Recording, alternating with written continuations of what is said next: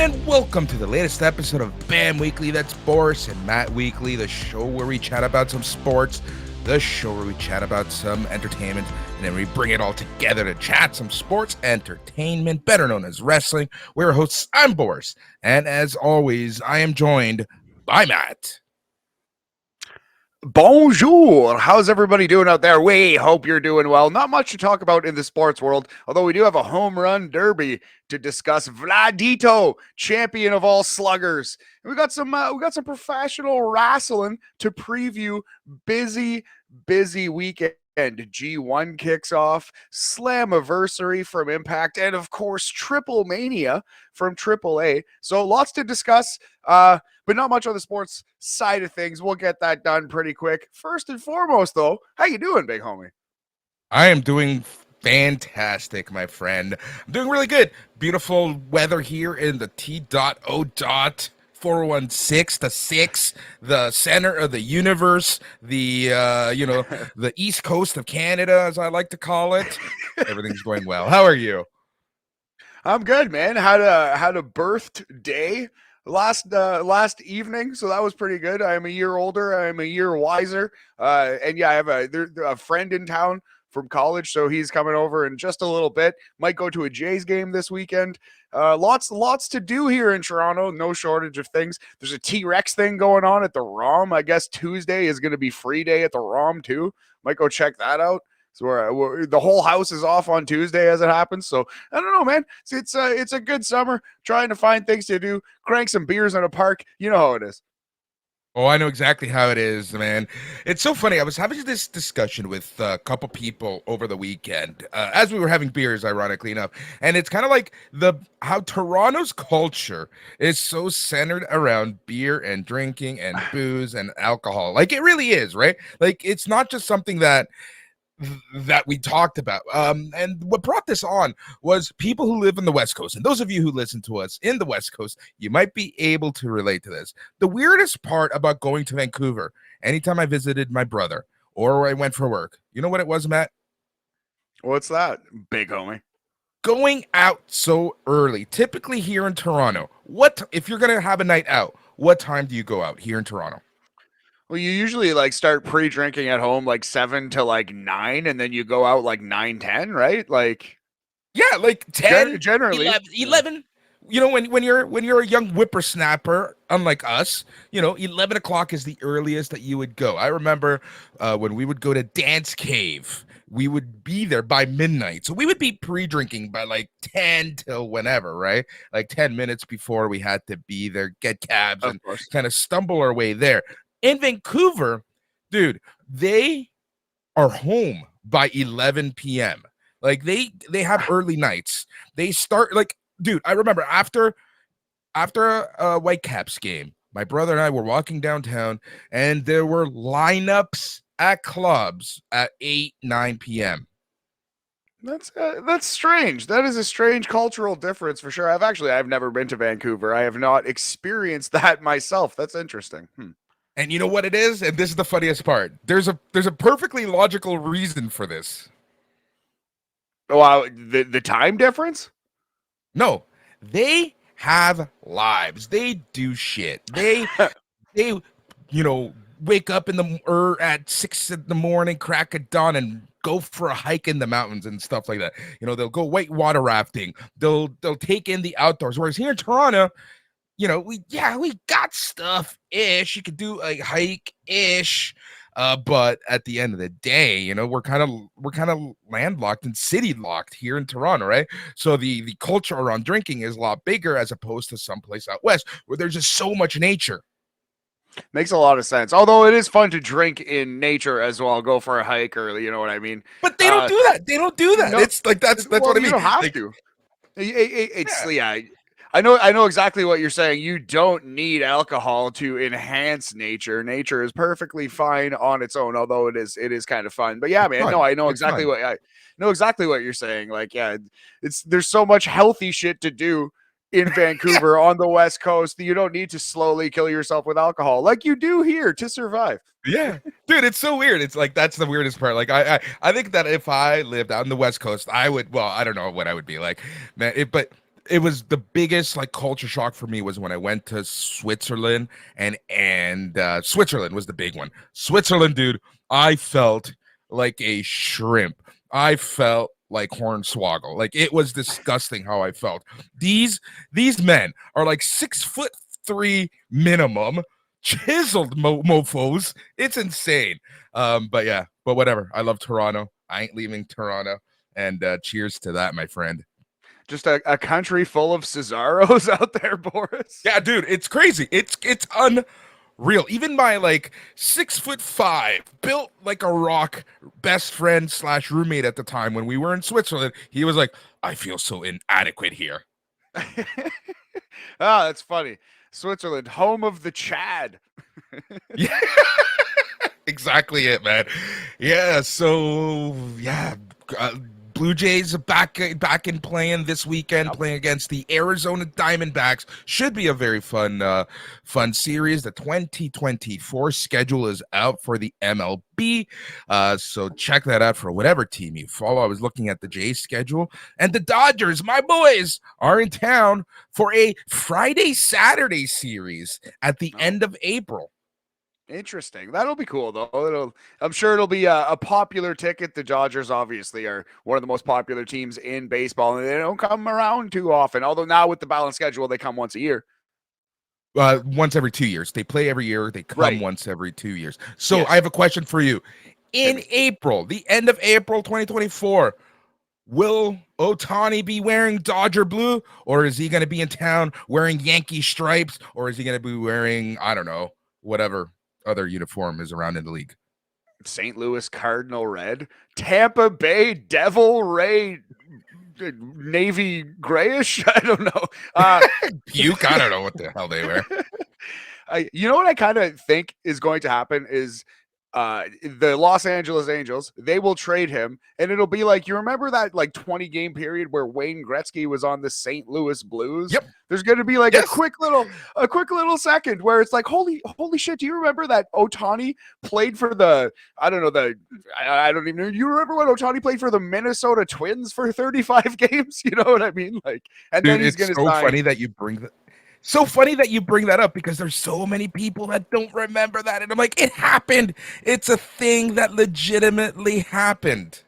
Yes, he was supposed to go to Toronto. I remember it was one of the first like big sports stories that I remember as a kid. I was like probably 7 or 8. He was supposed to go to the Maple Leafs. He ended up going to St. Louis and getting pretty severely injured. I think right away. He got a pretty bad concussion either during the playoffs or right near the end of the season. I just remember the picture like vividly of St. Louis Blues jersey Wayne Gretzky down on the ice with a concussion, you know, like that's like the only image of his St. Louis Blues career that really resonates, unfortunately. But yeah, so I think he's going to get traded probably to like a Minnesota, a weird team that you don't expect. He will bring them great success, probably not a World Series, and then he will leave. I hope Toronto. Obviously, I don't trust Rogers to open the purse strings. They can fucking afford it, but they're not gonna do it. So, I don't know. I would probably guess Mets, Yankees, Dodgers, like everyone else is going to guess, right?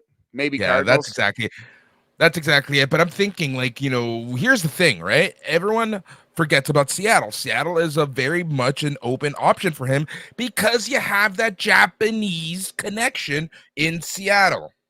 Absolutely. Lots of Japanese stars. Ichiro Suzuki, the primary one, but they had they've had some like some roots. They had Japanese owners, right? Didn't the owners of Nintendo own a piece? Nintendo. Yeah, they owned a piece of the Mariners for a long time. I don't know if they still do, but yeah, no, there is a history there for sure. Also, people sleep on Texas. Texas always throws out huge contracts. There's the no state tax factor. Ohtani could literally become a billionaire without much effort by just signing in Texas. You know what I mean? Even if he only gets 600 million up front, it won't take long for that to grow. You know, like that's what I mean, man. So like, I wouldn't sleep on the Texas Rangers or the Houston Astros. Could you imagine how shitty it would be in a way, but how dominant the Astros might be if they added Ohtani to all that? Dude, That's the thing, right? Like, and Texas is like one Otani away from being a legitimate contender, right? Like No. that's the thing about Texas. But at the same time, will they all gel? Like, it's so weird. I know they don't. You don't in baseball. You don't necessarily need to gel like you do in hockey or soccer or any team sport, right? But there is a factor of gelling, right? And that's something that Yeah. the Angels don't seem to have. Texas doesn't seem to have. But I just feel like they're one or two pieces away from being a legit contender. Team building is still important in baseball in terms of Yes. winning. You still need Mo- different guys More who so, I do think. different jobs. Yeah, exactly. Because as is like easily provable by the Angels, they have two of the most talented baseball players who have ever lived, but that's all they have, and they can't make the playoffs. Yeah.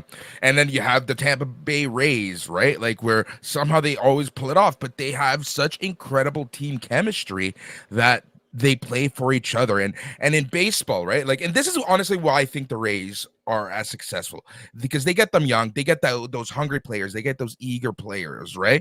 And you know, one thing about baseball is if you have a man on third base, one out or zero outs, what are you likely going to do? You're going to try to get him home, right? And I think that's the difference between a Tampa Bay Rays and a Toronto Blue Jays, where the players want to build up their own stats to a certain extent, but in the Rays, they want to win as a team.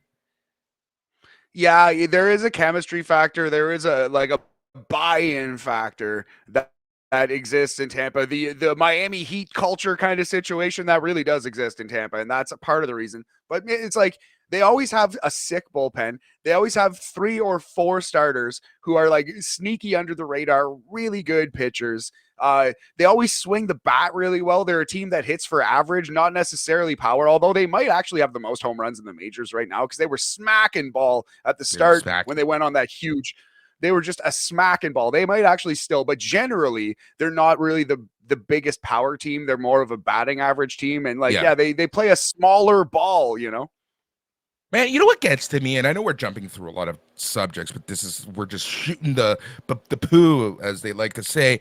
What gets to me about the Tampa Bay Rays is the Tampa Bay Rays is basically this generation's Montreal Expos, and by that I mean they have an excellent young core and future stars in the making, and it's essentially a factory that where they churn players. They are the NXT of the Major League Baseball. Yeah, I would say NXT is even a more apt, apropos, if you will, comparison because the Expos, while they were like our favorites, man, who didn't love the Expos in Canada? They never had the success that the Rays had, honestly. Of course, until the very end, like until Yes, like that little stretch exactly. right closer to the end, right? Back in 93, 4, and then well, 5, that was that. But think of the players that came out of the Expos, Larry Walker, Pedro Martinez, et cetera, et cetera, et cetera, right? Like it's crazy when you think about the talent that came out of the Expos, but yet the Expos were branded as a team that couldn't keep anyone, but the Rays are the exact same way. The Rays have not had the Hall of Famers yet, although Rosarena might be on his way, man. That guy is absolutely sick. But like the names, Jeez. like you said, like he's nasty. But like Pedro, Yeah. dude, Randy Johnson Yeah. was on the Expos, was he not? Yeah. Like they have Yeah. some of the all-time goats. But yeah, I can see the All time. comparison for sure. It's just kind of funny, like how you brand one team unsuccessful because they can't keep anyone, and then we brand the Rays organization as successful just because they can. I don't know. They've been able to do this longer. I don't know, but it's just kind of funny how those comparisons happen. Talking about Ohtani and playing a short stint somewhere, it just as soon as he said that, I'm like Mike Piazza. A lot of people don't remember Mike Piazza played for the Florida Marlins before he was traded to the New York Mets. Did you know that? Do you remember this? Oh, like briefly, did he make a World Series with the Marlins No, against he only Cleveland? played 7 games, 5 games, Oh, 5 games with the Marlins. 5 games. And it's funny because I've fought people about this, and I'm so grateful for the internet now that I can prove that I am right, like I usually am, about this stat. well, now I don't care, and I hope that Mike. Well, what happened? What happened to Mike Piazza? What did he get injured on the Marlins? How does that work? He ended up just getting traded, right? It was like literally the Mets gave him an offer that they couldn't refuse, and that was that. I see. Huh. Very interesting. Oh man. Yeah. Good times. Yeah, here we go. Piazza played 7 seasons for the Dodgers until he was traded to the Florida Marlins on May 15th, May 15th, 1990. 1998. There you go. He Yeah. only appeared in 5 games with the Marlins. 1 week later, on May 22nd, Piazza was traded from the Marlins to the New York Mets. There you go. And yeah, we all remember that stint. Huh. I That's yeah, totally forget that now. What do yeah. you know, buddy? But Piazza was like the guy at the time. I was a catcher. I played baseball relatively competitively at that age as a catcher. So Piazza was who I kind of aspired to be, like a catcher who is great at defense but can also hit. Yeah, no doubt, man. I could definitely he's a cool guy to aspire to be. And actually, that's a pretty good segue into the home run derby, because the best part of the home run derby, even though Vlad won, even though there were a couple cool moments, the best part was catcher Adley Rushman hitting from both sides of the plate with his dad Stud. pitching. It's Stud. such a cool move, such a sick idea for a young kid to kind of flex out a little bit. Yeah, definitely looking like a stud, although unfortunately he did lose in round 1. It was still the best moment of the home run derby. And shout out Vlad. He did it. Just stays consistent throughout this derby, just socks 20 dingers, socks another 20 dingers, another 25 dingers. That's how you win.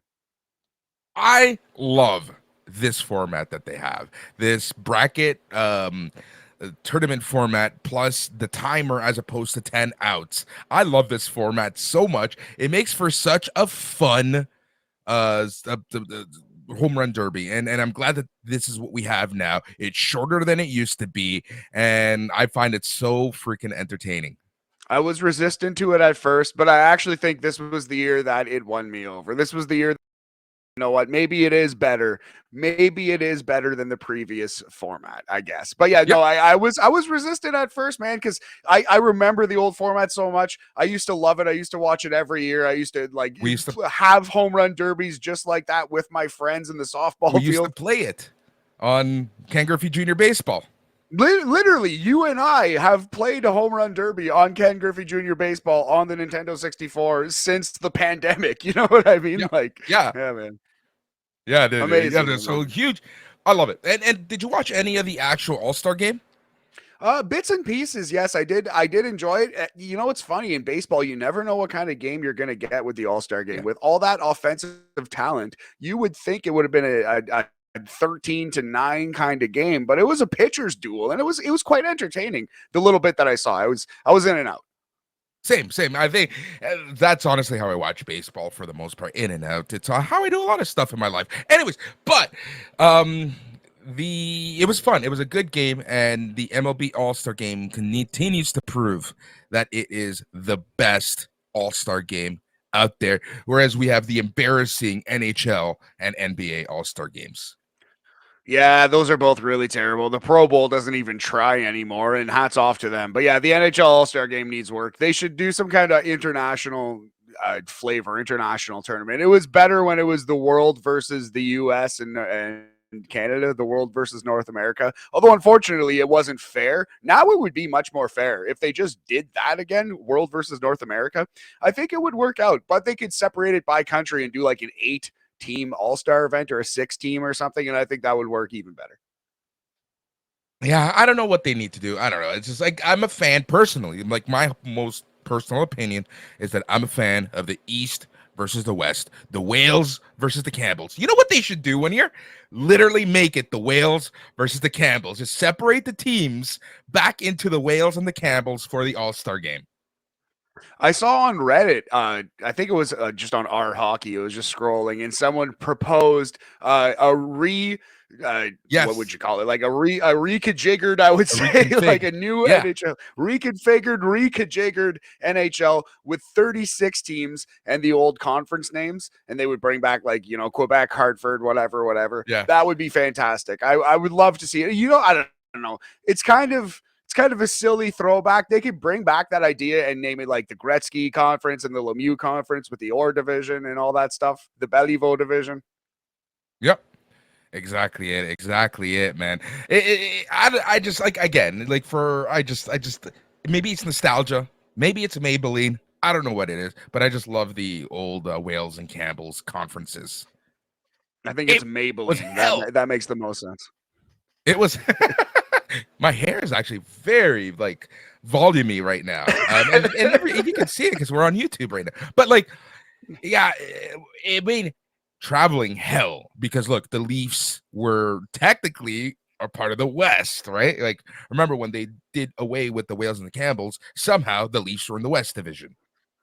Yeah, that's part of the reason why it makes more sense to just name it after former players, because the geography is such in the NHL that there are always a couple Western teams that you're like, nah, not really. It was pretty hilarious when Toronto was in the Western Conference. You know, it sucks for them too, or it sucked for them having to travel to like San Jose and Anaheim for a couple years there. Yeah. Yeah, it was pretty bad. It was pretty bad. Your internet connection is really bad, FYI. I have to keep refreshing you on the stream. I'm Yeah, I pretty saw sure you're that. noticing that, but it is what it is. Man, so okay, so let's quickly move on and talk basketball. This free agent market was looking to be one of the craziest. Then it kind of settled once I think Fred VanVleet ruined the entire free agent market. But you're getting some interesting rumors. Yeah, I don't know, man. I feel like we're a little spoiled with NBA like player movement. We expect like Yeah, the biggest stars to move every year. I'm okay with like exactly what's happened. We've talked about it yeah, before, but like I don't miss Fred VanVleet at that price. Thank you very much, Mr. Fred VanVleet, undrafted king, for your contributions here in Toronto. The city will always love you. I will pay for your Uber to get out of my city for fucking 55 million goddamn dollars a year or whatever that he signed for. Like, no, no, no, no, no. But shout out to Fred, get that bag, in Houston. Get that yeah. bag in Houston. It looks like Pascal Siakam, Boris, is going to be traded. It seems like the Raptors are finally going to trade him. Rumor is to the Atlanta Hawks, perhaps the Indiana Pacers as well. Yeah. I would like for him to go to the Atlanta. Can you imagine Trae and Siakam together?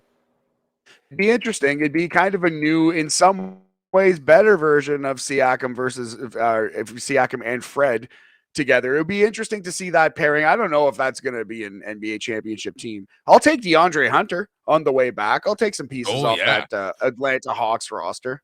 I would take some draft picks at this point, to be 100% honest. Yeah, man, I guess so. Like, absolutely. I think there's absolutely no chance of us getting Tyrese Haliburton from No. Indy. But if we could possibly swing that, obviously he's better than Siakam. We'd have to trade more than Siakam to get Tyrese Haliburton. But that would be cool to see Haliburton and Siakam together on Indiana. I don't Yeah. know. I don't know what to think about the Raptors, man. I hope they get a good bit of value for Pascal for the spiciest of peas if they trade him. Honestly, like I'm so torn with the Raptors because I know we have a very good young core, and it seems like management has finally made the decision to stick with that young core of OG, right? And those guys. But like I still want us to blow things up a little more. I don't know. I'm just so under the belief that we need to blow things up just a little more. I know what you mean. I want to give it a chance with Scotty Barnes as true point guard. Fred VanVleet is he's a volume shooter. He's a point guard. Though he passes well and he plays better defense than like a Steve Francis or like a Stephon Marbury, he's a point guard in that vein, right? So I'm okay with leaving it as is, except minus Fred, and see if we can get some kind of addition by subtraction situation. But this is the last year. If it doesn't work out, let's blow it up. Pascal being traded though, that's kind of blowing it up. Who else is there? You're not going to trade Scotty because he's so young. You just drafted him. Who really else is there? I guess OG. Yeah, that's pretty much it, right? But for me, it's like I keep forgetting how young OG is, just because of how long he's played here. But he's so young when you actually think about it, and he's like part of a new breed of players, right? I mean, like he is the one of all of the players on the Raptors who like needs the more playing time. He needs the bigger role. He has still been like the fourth banana on the team pretty much his entire career. So of all the players, he will get the most usage of the open shots now that Fred's out. But yeah, you're right, man. He's only 25 years old. He's turning 26 in just a couple days. July 17th, 1997 birth date for young OG, according to Wikipedia here. So, yeah, man, he's got a lot of basketball ahead of him. 10 more excellent years in the NBA at the very least for this kid who is only getting better. So, yeah, like it just feels like I'm shitting on Fred VanVleet, just dumping on this poor guy over and over and over. But, like, the subtraction of him and all those free shots that are now available to the rest of the Raptors could only help. Yep. So that's where we are with the NBA here at Toronto. We're going to be talking quickly about Toronto, the center of the universe, quickly because it is Indy weekend here in Toronto. The Indy Nice. 500. So if you the Indy series down in by the lake. So if you close your eyes right now and you start listening, you like literally you might be able to hear the engines roar. I know as a fact you can hear them from our place. That's amazing. Are they doing the actual? It's not the race. It's like prelim. Yeah, it's like well, right now it's prelims until Sunday. Yeah, Sunday's of course. the race. Right. So are you going? Are you trying to attend? Are you going to hop up on a roof nearby or something? No. I go every single year. I just love motor racing. I love it. Turn 3 is where I'm at. So Sunday after I finish the main show, that's where I should be. But dude, this weekend is busy here in Toronto because we have Big on Bloor just west of us. And then the Caribbean Carnival has a bunch of events throughout the city. And this is why I love Toronto in the summer. Like any street you go down, there's something new to do. Absolutely. So vibrant. The Carnival, that's so great, man. Just to see all the awesome costumes walking around. Beautiful people in Toronto walking about. Yeah, lots of cool things happening this weekend for sure. I love the city of Toronto in the summer, man. In the winter, it's like annoying, especially God forbid if you have to be anywhere near the TTC when a blizzard hits. That's you're in for a rough time. You might as well just walk through the blizzard in Toronto because you will move faster than a bus will. But in the summer, oh man, this city is amazing. Yeah, and we have so much to do. All right, so I think that's enough for sports. We should jump to some wrestling because we do have a lot of previews to chat about. So let's start with Impact Wrestling. Slammiversary is happening this Saturday. If you're listening to us when this comes out, that's happening tomorrow. Dude, I am so pumped for this show. I am going to be covering the show for slamwrestling.net live, and I won't be live, but I'll be covering it. But the show will be live from Windsor, dramatic pause, Ontario, Canada. And let me tell you this, last night's TV was maybe the best go-home show that any promotion has put on in so long. Oh, wow. So do you want to talk about that briefly first before we preview Slammiversary? I was saying because you're more of a TNA head than I am, man. Why don't I read the matches to you and then you tell me what you think is going to happen, who's going to win, etc. But yeah, tell me about the go home show first, big homie. Go home show was great because there were still odds, there were still stakes on the line for the show on Saturday, and they did such a good job of having in-ring matches to promote the show and just have their video packages. I don't know who they hired. I don't know what's going on, but these are NXT level video packages that we're getting on Impact Wrestling right now. Did they steal Borash back? He's still on NXT, right? he's still in WWE. He's like Triple H's right-hand man. Yeah, like, that's what I was going to say. Yeah. Right. But I don't know who they have, but like this guy is going to get a raise very soon because the video packages have been crazy. You can check out my report at slamwrestling.net. I've linked and to the tweets of a lot of the video packages and you go check them out. So when I meant like stakes were still on the line, so there's a crazy tag team combo match for the tag team championships. ABC, Ace Austin, Chris Bay defending it against God knows how many teams, but the Rascals wanted into this match, and essentially it was Zachary Wentz in his Impact re-debut versus Chris Bay, and if the Rascal won, the Rascals would be in the tag team turmoil match or whatever they're going to call it. There was a lot of cheating. Wentz won. Excellent match, and really hyped you up for the type of match and the type of style of wrestling that you're seeing in Impact Wrestling and the X Division and tag team divisions. But Zachary Wentz ends up winning a very, very fun match. Awesome. That's so glad to hear that. I feel like Zach Wentz got done a little dirty. I don't think he needs to be blackballed from wrestling. Glad he's back. Yeah, there's a lot there, right? Backstage, but then Santino's like, number one, I never agreed to the stipulation that if you guys won, you'd be in the tag team match, and you cheated, so you're not in the match. Then Trey Miguel essentially said, you're going to regret that. Oh, the drama. By God, Boris. So my favorite match of the night was Mike Bailey versus Kevin Knight, two participants that are going to be in the Ultimate X match at Slammiversary. Yes, 2 out of the 5-man field, I believe. You love the Ultimate X gimmick, just always a car crash, wild, chaotic mess of a match. But yeah, Speedball is excellent. Kevin Knight, eh? Yeah, Kevin Knight, very fun, very good match. Mike Bailey ends up winning. We had Joe Hendry and Yuya Uemura versus Kenny King and Sheldon King. This is essentially build up to the Kenny King Joe Hendry match. This was okay. We had a lot of cool videos, and then we had Moose and Brian Myers versus Sami Callihan and Rick Swann, two teams who are in the tag team turmoil match. Well, again, whatever they're calling it, I'm calling it turmoil or whatever you want to call it. Brian Myers and Moose end up winning that one.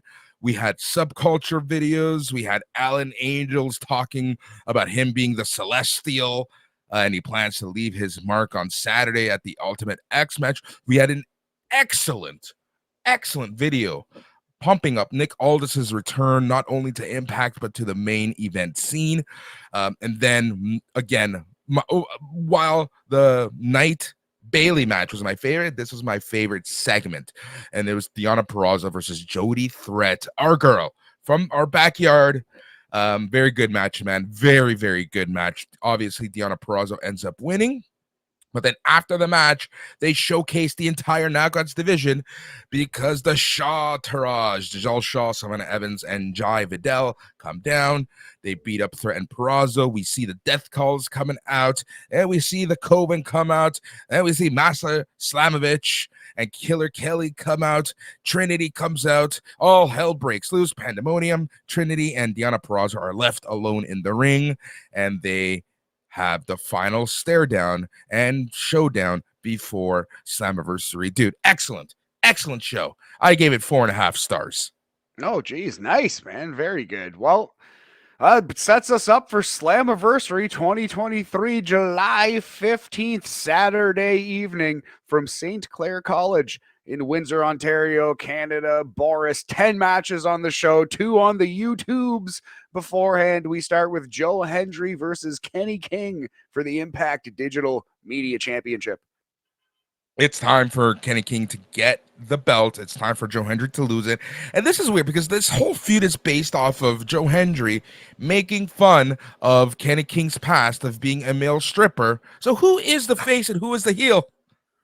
I kind of at that point, usually in professional wrestling history, Joe Hendry would be the babyface and Kenny King would be the heel because male cheerleader, boo. But I feel like in 2023 that kind of flips, right? Kenny King is the babyface now. Yeah. But regardless, I think this is the beginning of the Kenny King era. So he's going to win the Digital Media Championship, and I think that this is going to be the start of a great King run. Nice. And Joe Hendry moving up the Impact card, perhaps himself? I think so. Good. Yep. All right. A trios match. Jody Threat and the Death Dolls, Courtney Rush and Jessica with a K versus the Shaw Taraj, Giselle Shaw's group of Giselle Shaw, Savannah Evans, and Jai Vidal. I believe that the Shaw Taraj will win. And even though that this is a typical heel versus face match in the pre-show, no stakes, but I do think that the Death Dolls are going to have a much bigger part because the Death Dolls are Courtney Rush and Jessica. And I think they're going to have a much bigger role to play later, and this is going to set that up. Interesting. So they will get a big W here. I like where your head's at. Yep. Ultimate X for the number 1 contendership to the X Division Championship. The most ultimate of X's. I love these matches. God, they're a mess. Jonathan Gresham versus Speedball Bailey versus Kevin Knight versus Celestial Alan Angels versus Kushida. to any title. This gives you the opportunity to any title now. Look, if you look at who the X Division champion and the Impact World champion is, for me, you can get a beautiful story if Kushida wins this. And I think Kushida's going to win. Oh, yeah. Both versus Sabin or Shelley. Kushida could, that could be very It interesting, could man. be I like where Time you're Machine implodes. I love it. Let's do it. For the Impact Knockouts World Tag Team Championship on the card, we Coven. also have, Coven, Taylor Wilde and Kylan King versus Killer Kelly and Masha Slamovich. Boris says the Coven. Let's move on. Singles The Coven's match. going to win. Hold on. But I do want to say that I believe that the Death Dolls, in their original gimmicks, will help the Coven win, because I feel like there's going to be some witchy stuff going on here where Taylor Wilde takes control of the Death Dolls and they're going to help beat up Killer Kelly and Masha Slamovich. I don't know why I think that, but that's what I put on my Slam Wrestling preview, which you can go check out at slamwrestling.net. Boom. I love it, Boris. Spooky witchy women in professional wrestling. Let's go. Singles match here. Frankie Kazarian with the great Tracy Brooks versus Eddie Edwards and Alicia Edwards. It is a husband and wife versus husband and wife match, sort of. It's not a mixed tag, but will be intriguing. You know I'm laughing. Anyways, I believe that Kazarian is going to win. So a couple weeks ago, they literally ran this match. Last week, I should say. Alicia Edwards got involved, and she ends up costing Kazarian the match. So to me, it just makes sense that with Tracy Brooks in the match, the Edwards are going to get their comeuppance, and Kazarian's going to win. I like it. I agree. All right. So we have the tag team match that you have butchered 1,000 times on this podcast. It is a What's it called? What are they calling it? What are they calling it? Fatal 4-way tag team match for the Impact World Tag titles. It is ABC versus Myers and Moose versus Rich Swann and Sami Callihan versus Subculture, Mark Andrews and Flash Morgan Webster with Danny Luna. So as an observer, an outsider who knows nothing about TNA, just based on the little bit that I see on social media, it feels like Subculture is getting a bigger push. I think they might win this match. I think the Rascals are going to win. I think the Rascals are going to work their way in. They're going to work their way in. They're going to tell Santino, F off. We won the match. We're in this match, and they're going to end up winning. And it's just going to cause some controversy in the tag team division. As Jay Onright would say, some controversy. Yes, I agree, boss. I like where you're at, man. That's better than my uneducated guess. Your educated guess is far superior. X Division, not much more educated than yours. Let's just remember that one.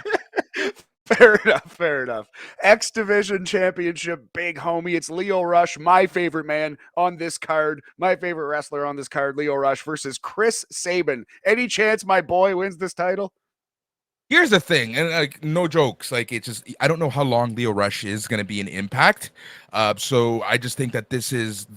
Having said that, I believe that this might be the sleeper match of the night, and we're going to be seeing Chris Sabin win just because of what I said earlier with Kushida and Alex Shelley and Chris Sabin. So I think Chris Sabin's going to win.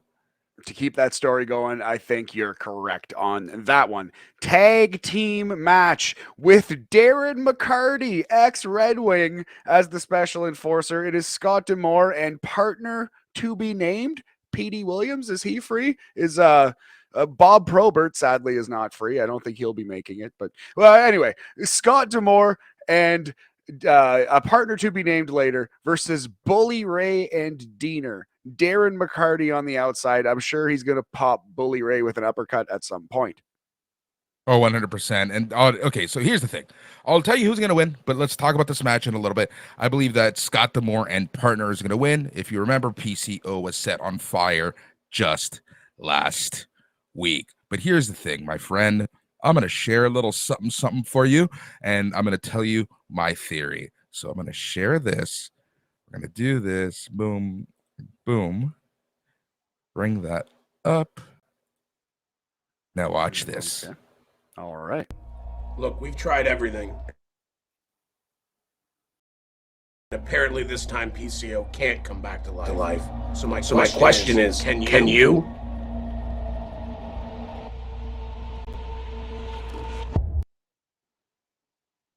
There you go. So So yes, so for logic says to me.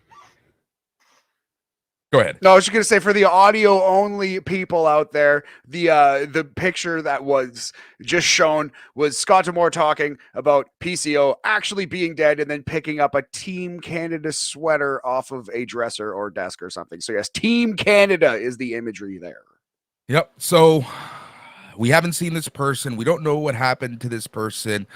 They talked about someone coming back from the dead. You're led to believe he's talking about PCO, but I think he's talking about Eric Young. Eric Young, right. Wasn't he killed off in his last, or was that Ethan Page who was like stabbed or murdered or something? Eric Young. In last? It was Eric Young killed Okay. off by Diener by getting stabbed, and that was that. Yes. Perfect. Okay, so that's absolutely, definitely, for sure happening. Excellent call, Boris. That's why you watch the shows. That's why we appreciate your insight here, buddy. Scott Demore. Yep. That's definitely going to be his partner, isn't it? Eric Young, which is fine. I'm a huge Eric Young fan. I know that we all heard that he got signed by WWE, but there was a hiring freeze, so I don't know if he actually got hired. It could be the same Colby Carino thing where they're kind of like just waiting for stuff to clear up. You know what happened with Colby Carino, right? Yeah, well, exactly what you just said, basically. Well, it wasn't the hiring freeze. It was actually they ran a background check and something came up that WWE couldn't hire him at the time, so they're trying to clear that up. So that's why Colby Carino is taking indie bookings again. Oh yeah, he does have a checkered past, Colby Carino, unfortunately, but he definitely seems like he's righted the ship on that front. Yep. But yeah, no, I'm wildly for it. Okay, still two matches. Let's plow through this real quick. Deonna Purrazzo versus Trinity. I assume Trinity's still undefeated in her Impact Knockouts career. Is she going to win this title? Yeah, I think so. Why? Okay, even if she's there for a month more, even if she's waiting for WWE's hiring freeze to clear up or an AEW contract or whatever she's waiting for, give Trinity the belt, that imagery, that star power, that name alone will get eyes on your product. I love Deonna Purrazzo. I think she's excellent. I think she's probably the second best knockout right now, with Trinity being the best just because of her star power. Nothing to add to that, man. I think, I don't know, her Trinity's star power on her own maybe isn't humongous, but the fact that she is like attached to Mercedes Moné to such a degree, I think really, really helps for sure. So yeah, I would expect Trinity to win that match. And finally, our main event, world champion Alex Shelley. That is really cool to say. Defends his title against Nick Aldis. You've said it a number of times. It's got to be Shelley. Got to be Shelley, right? It's got to be Shelley. And I think if you want to, so here's the thing. This is Alex Shelley's time. We already talked about the time machine imploding or time machine possible storyline with Kushida, Sabin, Shelley, all being the top three guys. And if you want to make a legitimate champion, as Chris Kanyon would say, who better than Nick Aldis to make that star for Alex Shelley? Not that he needs it, but it just makes him that legit champion, in my opinion. I think so, buddy. I think so. So yeah, it's going to be a good show. It's going to be a good Slammiversary. I'm definitely going to check out a couple things. I will certainly watch the Ultimate X. Love those matches. If there are any other things that Slam Wrestling's report tell us to watch, I'll definitely check those out as well. But there's so much this weekend, man. We got to talk about a couple other things too. Tijuana Triplemania 31, July 15th. Back out, Boris. Yep. Quickly talk about some of the matches. So we have Sexy Star 2 versus Lady Shawnee versus Dallas versus Camille. We have Sexy Star 2, Lady Shani, and Dallas versus Camille, Viva Van, and Natalia Markova. Should be a fun match. It's kind of Team AAA versus Team NWA there. Yeah, that's exactly it. I think that Team AAA is going to win. It just makes sense. I don't know. Triplemania in Tijuana. Why not? All right, the next match is another trios match. We have a Vampiro who somehow is still wrestling, Jack Evans and Aramis versus Bestia 666, Pagano, and Mecha Wolf. I actually didn't realize until looking at this card how much Billy Corgan is going to be on this show. Bestia and Mecha Wolf, another NWA team. Vampiro still kicking. Somehow Jack Evans is becoming a little underrated. Like, whatever happened to Jack Evans? You know, Right? He's kind of sucks, just like sucks that he kind in of the fell out of favor of peripherals. AEW. No. Yeah, agreed. All right, we also have Team Chilango, Daga, Arginus, Chessman, and Negro Casas with Zeno versus Team Baja, Nicho El Millonario, Damon 666, Ray Horace, and Extreme Tiger with Brandon Moreno. So there's a chance that this match is horrendous, but there are some legends, Hall of Famers in this match. Negro Casas, one of the greatest luchadors of all time, 63 years old. Nicho El Millonario, Boris, correct me if I'm wrong. Is that not Psychosis, the original Psychosis? Yep. That is the original Psychosis. There is a Hall of Famer right there, man. So that Atomico's 8-man tag, that's going to be a lot of fun. Although it's probably going to be, horrendous. It's going to be so bad it's good.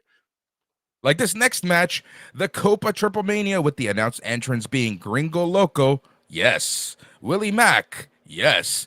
Mr. Iwana, yes. La Hydra, Flammer, Mistesis Jr., Puma King, Nino Hamburguesa, Jack Cartwheel, and Dinamico. Yeah, so that is a motley crew of jabronis and some good wrestlers as well. And Gringo Loco and Willie Mack. Yeah, yes. Shout out Gringo Loco. Let's go. Cool to see him. Man, I love seeing how much attention Gringo Loco is getting nowadays. He's building a rep for himself. He's building a name. That's pretty cool. Here's an all-time WWE Universe random generated match if I've ever seen one. An ambulance match, Boris. An ambulance match. Pentagon Jr. Justify this. Okay. I will justify this before you say the contestants. This feud, for some reason, I don't get it, has been going on for months. But if you watch AEW programming, you would never know. No, yeah, they have not interacted really at all on AEW programming. But yes, Pentagon Jr., Penta El Zero Medo, Penta Oscuro. He is going against QT Marshall in an ambulance match on Triplemania this weekend. Word? Okay. Right? So crazy, random, so crazy, weird, so crazy, a lot of stuff. I don't know. Man. I'm clearly not watching AAA every week, or I don't even know if they have weekly TV. I don't think they do, right? They don't. It's kind of a mishmash of like how ROH used to be, how New Japan is. CMLL has regular TV. All right, this next match, it is Guerra de Rivalidades Final, LA Park and Rush versus Psycho Clown and Sam Adonis, aka Corey Graves' little brother. Yes, brother of Graves. So that the gimmick here is the losing tag team of this match will wrestle in August at their next Triplemania show in a Lucha de Apuestas match, which will be mask versus hair. So either Rush, LA Park, Sam Adonis, or Psycho Clown are losing their hair or mask in a month because of this match. So yeah, I expect probably Sam Adonis and Psycho Clown to lose and move on to the finals of this. I love that. Lose and move on. Man, yes. The Leafs to be champions how many years in a row? Since 1967, baby. And that leaves one match, Boris, the main event for the AAA Mega Championship. El Hijo del Vikingo versus Kenny Omega 2. They've already had one match this year, and it was a classic. So can't wait to see it again. And it was announced earlier today that Don Callis will be in the corner of El Hijo del Vikingo. Really? Interesting. Is he a heel in Mexico? He is now. This is the weird part, right? Like, he's not, and he's facing the gringo Kenny Omega, so it's kind of weird, this interaction. I think they're going to be filming something for AEW. I think that this is more of an AEW favor than anything else, because El Hijo is not really a heel.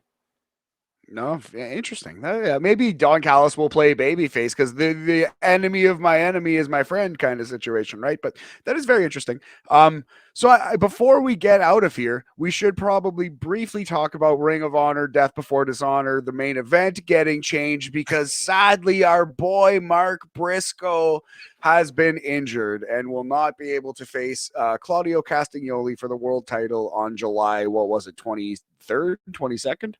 No, next Friday, the 21st. 21st. So yeah, Mark Briscoe was scheduled to face Claudio for the world title at Ring of Honor's next show, Friday 21st of July. Death Before Dishonor. Mark Briscoe is injured. He will need to be replaced. Shit. Yeah, it's really shitty. It's a really crappy situation. But my question to you, obviously, is who do you think is going to be facing Claudio Castagnoli?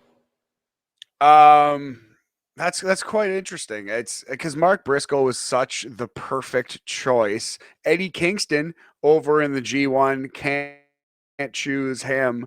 I would, if you're comfortable having Hangman Page lose or someone from the Blackpool Combat Club, maybe give us like a singles match that we didn't get. If you're comfortable having Kenny Omega lose, but I doubt it. It would sure help the buys for that show if you said, hey, Claudio Castagnoli is wrestling Kenny effing Omega on Friday. People are going to pay money to see that. And I think we got wildly underchanged on the singles matches in the BCC versus Elite feud. We didn't get Kenny versus Claudio. We didn't get all these matches that we could have. So that could be a way to make it up. So my choice would I'm hoping, please give us someone big, Hangman or Kenny, please. It's probably going to be, I don't know, Ray Phoenix, right? Here's the I think it should be someone like a Ray Phoenix. Well, I'm pretty sure they're tied up with the tag team titles. But man, the fact that Claudio Castagnoli is going to be wrestling on a major pay-per-view and closing a major pay-per-view just 2 days after the Blood and Guts is insane. True. Hopefully he stays healthy, doesn't get hurt in that match. That is a thing, man, to be sure. I don't know who's like Ring of Honor adjacent that could just walk in and actually be as satisfying. CM Punk sure is. Again, like you'd want to advertise CM Punk or Kenny Omega a little longer than like, just a couple days. Like, I don't know. It's tough to say. We were wrestling fans. We want the moon. We always want the biggest possible thing. But yeah, wouldn't it be cool if it were Kenny Omega or CM Punk? Obviously, it won't be. It'll be Big Bill, Brian Cage. It'll be something like that. Brian Cage. Honestly, like Cesaro versus Brian Cage, old Claudio versus the big effing machine. I'll take it. I'll take that, man. Yeah, I know. That's a great question, man. Like, it's got to be someone big. It is kind of like a huge match. They don't have a lot of shows. Dalton Castle. Dalton Castle actually might be on the card already because isn't he wrestling Samoa Joe? Yeah, he's probably wrestling Samoa Joe, possibly winning that tournament. Man, we've been pitching this guy for everything that anyone could be available for. You know exactly who I'm going to say. Filthy Thomas Lawler. Give him the call. Just give him the belt. Give him the belt. That's there it. You go. We're calling it. There we give go. Him a belt. That's the show. Yes, a belt made of denim. That is the show today. I would pay so much for that. For the replica denim belt, you can even make one. Belt. You can make one yourself with some jeans and a jean jacket. I love that, man. Wow. Well, there we go. We were able to fill up the hour just about. Yeah, man. It's a very busy week of professional wrestling. We'll talk about how we're going to be covering ROH, maybe an aftercast. Maybe we'll just put it on BAM. We'll chat about that offline. We'll let everybody know. And where you can find out is on the Facebook group, facebook.com/SNME Radio. Just remember, be part of the family. Help keep the lights on because it does cost a bit of money to make sure that we can produce everything, that we have somewhere to host these episodes, etc. And the best way to do that is by going to patreon.com/SNME Radio. We have so many shows. We have official Stardom and New Japan coverage now. So you're going to be getting more of our opinions rather than blow by blow. Yeah, dog. I love that, man. And I want to try to start doing more retro stuff on BAM again. Yeah. Like I'm always watching old stuff. I got to start bringing back the lists. We can spin those off as separate YouTube videos as well. Yeah, I'm excited for where Sunday night's main event is headed. We got some awesome new people on the team. And please check out the G1 draft if you haven't yet. That was a lot of fun. That was like my favorite podcast of the year so far. Yeah, same here. That was a lot of fun. It's just something different, right? It's just something different. And I love the fact that I didn't have to host. So thank you for that. And you did a great job, Matt. Well, thanks, brother. Yeah, I kind of didn't host at first, and then it was like, well, someone needs to actually drive this bus, so I'll take the steering wheel here. But I think it worked out. It was a lot of fun. Like I said, it's nice to get Sully on. It was very nice to talk to Mel and Andre. I had never done a podcast with Mel before. She's excellent. Apologies for calling you Mel Balls. You are Mel Ball, singular ball. My bad. But yeah, no, it's great times. Yep, exactly. Well, there we go. That is that. Thank you so much for listening to BAM Weekly, the show where we chat about all things sports, entertainment, and sports entertainment, otherwise known as professional wrestling. Just remember that you can, if you are listening to this, go to YouTube, the SNME YouTube page, because we are going to try our darndest to have these episodes up in video form in each and every single week. More video content, all the video content, because that's what we need. More of this mug on the internet. Yeah, dog. Oh, I can actually do this visually too, because we're on the screen. To quote the great Brody Lee, Boris, fucking yeah.